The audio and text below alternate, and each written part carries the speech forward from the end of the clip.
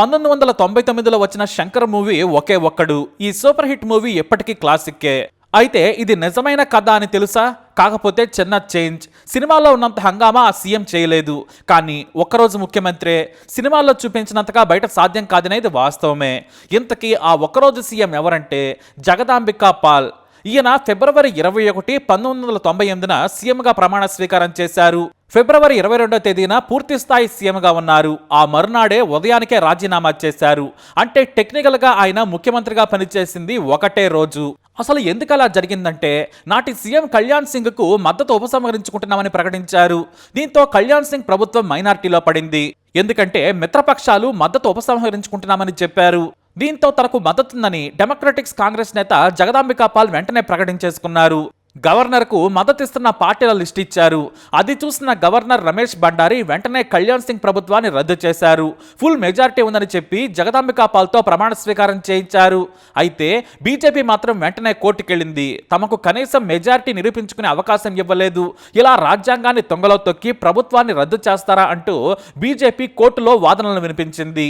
ఆ వెంటనే court Jagdambika Paul నియామకాన్ని కొట్టేసింది.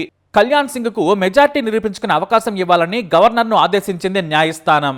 దీంతో ఒక్కరోజు సీఎంగా ఉన్న జగదాంబికా పాల్ రాజీనామా చేయక తప్పలేదు. ఆ తర్వాత బలపరీక్ష నిర్వహించగా కళ్యాణ్ సింగ్కు 225 ఓట్లు వచ్చాయి. జగదాంబికా పాల్కు 196 ఓట్లు వచ్చాయి. అలా వన్డే సీఎంగా రికార్డు క్రియేట్ చేశారు ఆయన. అయితే డైరెక్టర్ శంకర్కు స్ఫూర్తినిచ్చింది ఇదే. నాడు ఇదే లైన్ మీద సినిమా తీశాడు శంకర్. కాకపోతే వన్డే సీఎంగా ఉన్నా కూడా రాష్ట్రాన్ని ఎలా బాగు చేయొచ్చో గొప్పగా చూపించారు. అయితే అది సినిమా. పాటలు, ఫైట్లు, కథ అన్నీ బాగా కుదిరాయి. క్లాసిక్ మూవీగా నిలిచిపోయింది ఒకే ఒక్కడు. అలా మనం వన్డే సీఎంగా జగదాంబికా పాల్ను చూసాం.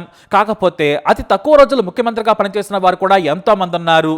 సుష్మా స్వరాజ్ 1998లో కేవలం 52 రోజులు మాత్రమే సీఎంగా పనిచేశారు. ఇక అదే ఏడాది మేఘాలయ సీఎంగా పనిచేసిన ఎస్సీ మారక్ కేవలం 13 రోజులే ముఖ్యమంత్రిగా పనిచేసి దిగిపోయారు. ఇక ఆ తర్వాత ఎంజీ రామచంద్రన్ భార్య జానకి కూడా 1980లో కేవలం 23 రోజులు సీఎంగా పనిచేశారు. ఆ తర్వాత ఆమె స్థానాన్ని ఎంజీఆర్ వారసత్వాన్ని జయలలిత అందిపుచ్చుకొని తమిళనాడు రాజకీయ చరిత్రను మలుపు తిప్పారు. అలాగే మరో ఆసక్తికరమైన విషయం ఏమిటంటే లెజెండరీ పొలిటీషియన్ ఓం ప్రకాష్ చౌతాలా కేవలం 5 రోజులే సీఎంగా పనిచేసి రికార్డు క్రియేట్ చేశారు. ఇక బీహార్ సీఎంగా సతీష్ ప్రసాద్ సింగ్ కూడా 1968లో కేవలం 7 రోజులు మాత్రమే ముఖ్యమంత్రిగా పనిచేశారు. ఇక మన పక్కనే ఉన్న కర్ణాటకలో యాడ్యూరప్ప అయితే 2 రోజుల సీఎంగా ఘనత సాధించారు.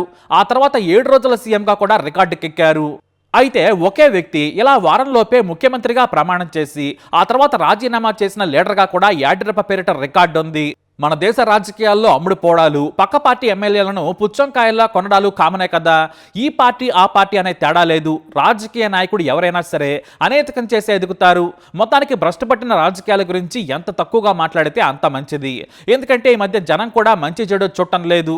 వర్గాలుగా విడిపోయి మీవాడే దొంగ అంటే కాదు మీవాడే దొంగ అని సోషల్ మీడియాలో కొట్టుకుంటున్నారు.